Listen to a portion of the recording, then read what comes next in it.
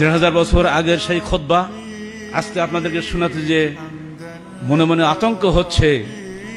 আল্লাহ রসুলের সেই কণ্ঠ তো আমাদের নাই, সেই ঈমান তো আমাদের নাই, কিন্তু তার ভাষায় মিলিয়ে কথা বলতে পারার যে সৌভাগ্য আল্লাহ পাক দান করেছেন, এজন্য আল্লাহ পাকের কাছে শুকরিয়া আদায় করছি। লাউ কানাত ফাতিমা বিনতে মুহাম্মদ সারাকাত লাকাতাতু ইয়াদাহা, এটা আমার কথা নয়, আল্লাহ রসুলের জবানের ভাষা। যদি আজকে মুহাম্মদের মেয়ে ফাতিমা যদি চুরি করতো, আমি পিতা মুহাম্মদ তার হাত কেটে দিতাম, কোনো চারদান লাগতো না। এটা হলো ইসলামী ন্যায় বিচার।